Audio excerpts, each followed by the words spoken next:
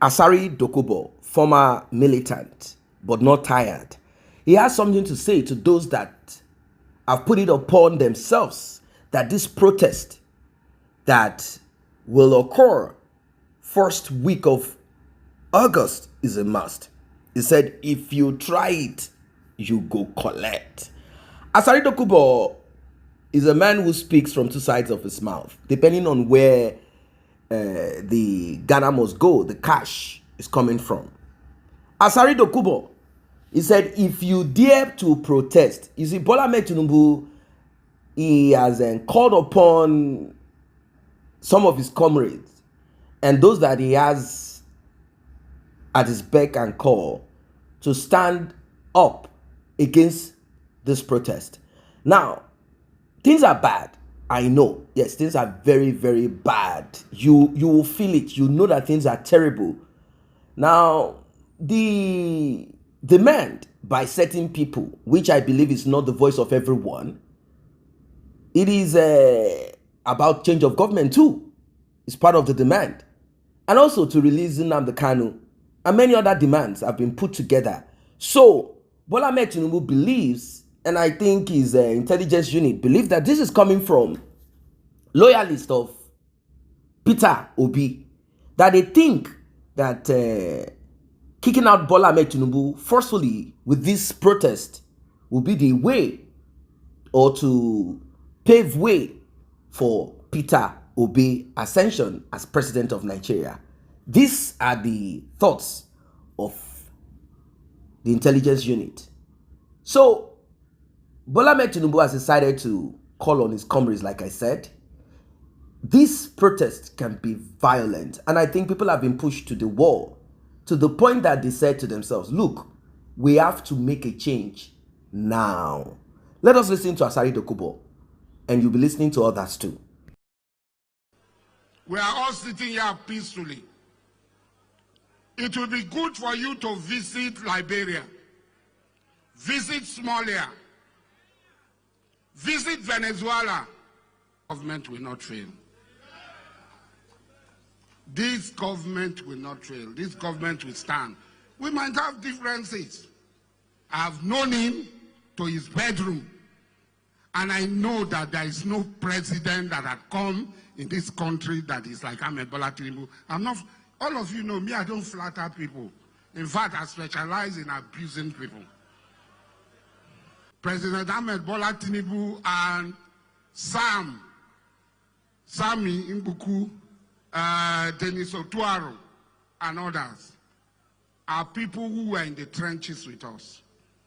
This is the first time a president that is one of us is in Asari. We have paid our price from June 12th to today. We have paid our price. We have gone to prison. We have been underground. We have been buried alive. We have every right to gain our respect. Most state yesterday, where they killed police officers. That is what they want to do. And we must resist them. We must not allow them to bring their anarchy here. But if you get stronger, you bring down.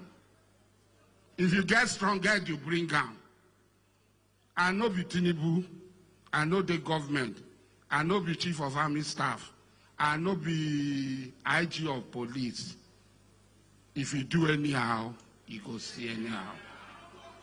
Don't bring your protest here.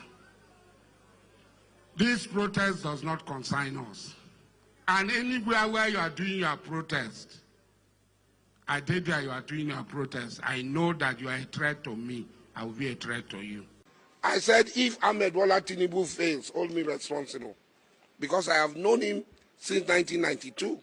If Tinubu does not turn our life around, hold me responsible. Because your life is about to change.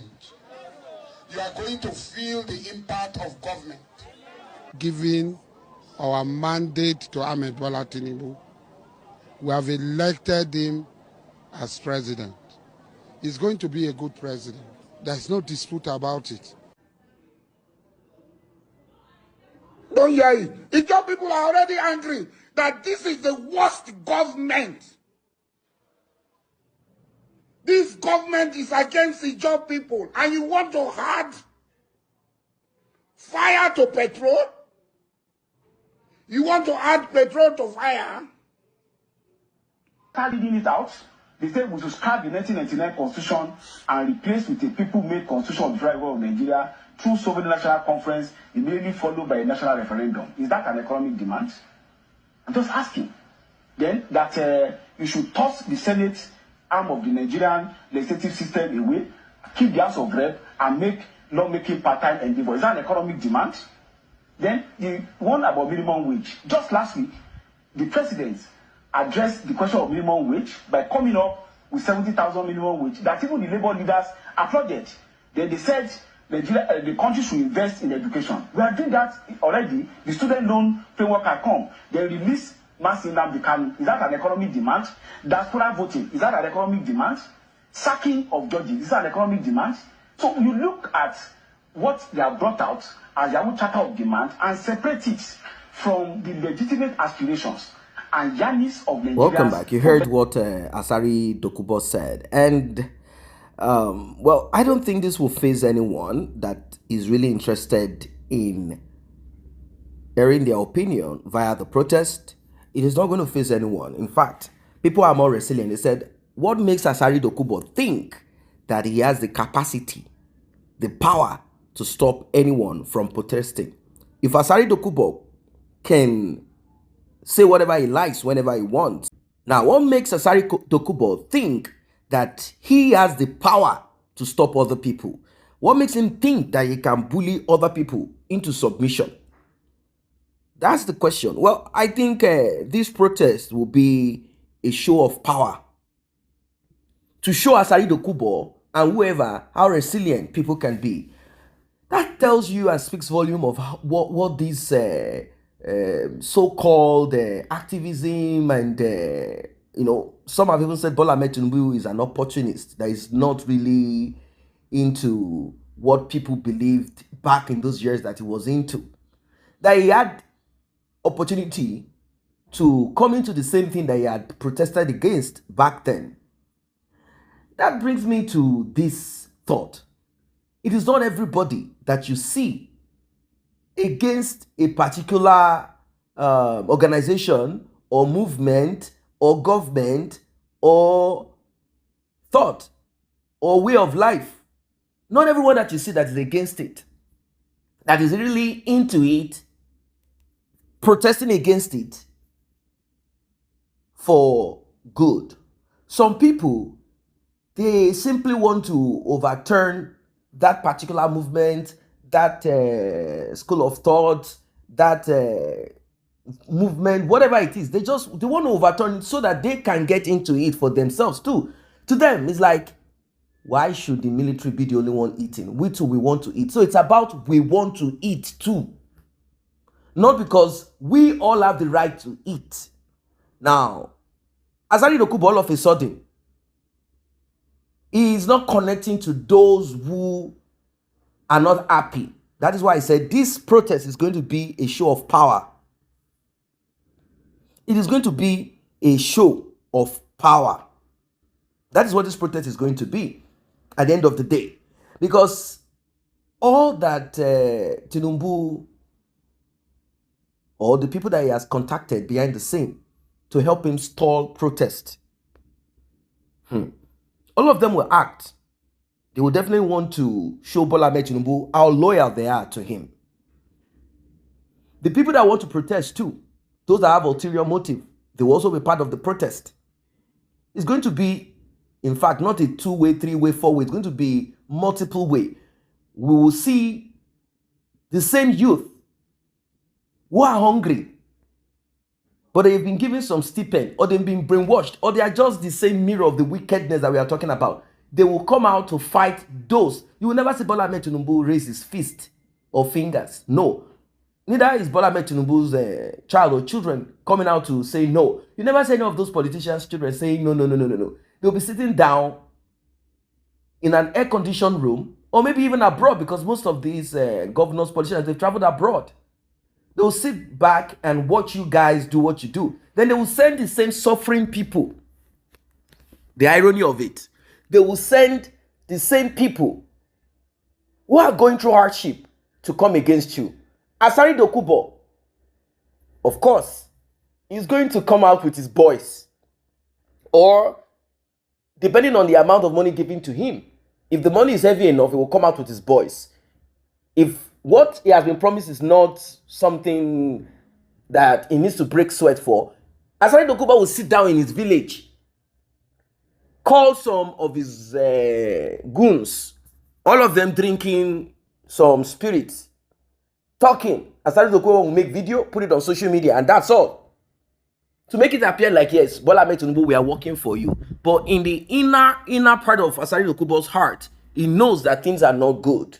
I'm not saying Bola Ahmed Tinubu cost it all. But Bola Ahmed Tinubu stepped in there, and all of a sudden, it appears like he has no idea of what to do or how to go about it. Yes, Bola Ahmed Tinubu has assented to a lot of things, such as, oh, let us increase minimum wage to this, let us do this, let us do that. But there are certain things sort of tying Bola Ahmed Tinubu's hands. And it's not as if he can't get rid of it, but it's because he's also part of it. Such as he said, oh, you know what, Mr. Dangote, you have made money from Nigeria. In fact, what you are spending is Nigerian money. The wealth that you say you have is Nigerian money. You only buy crude oil in Naira, not in dollars. Why? These are ways to mitigate this issue of rise in dollar, because Nigeria is solely dependent on dollar. Once we come to the consciousness of it, then we'll have a better Nigeria. Once we do away with those IMF-trained economists, we'll have a better Nigeria.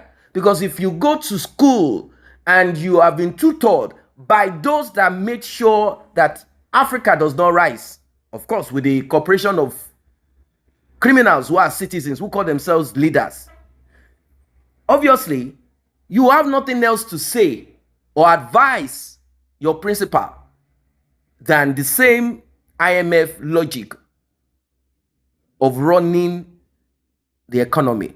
So there are things that needs to be done right if we really want to have a better Nigeria. But let this protest proceed. It must proceed. But people need to educate themselves on it. Do not hijack it.